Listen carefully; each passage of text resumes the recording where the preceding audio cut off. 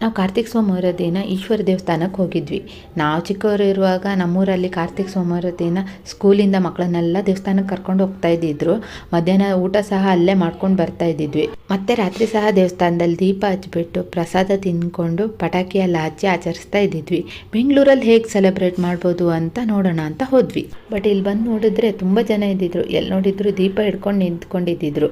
ನನ್ನ ಮಗಳು first time Karthik ದೀಪ ನೋಡಿದ್ದು. ಅವ್ರ ಕೈಯಲ್ಲಿರೋ ದೀಪ ನೋಡಿಬಿಟ್ಟು ಏನಿದು ಅಂತ ಆಶ್ಚರ್ಯದಿಂದ ನೋಡ್ತಾ ಇದ್ದಿದ್ಲು. ನನ್ನ ಅಕ್ಕನ ಮಗ ಅವಳೆ ಆಂಜನೇಯ ಅಂತಾರ ನಮಸ್ಕಾರ ಮಾಡ್ತಾ ಇದ್ದಿದ್ದ.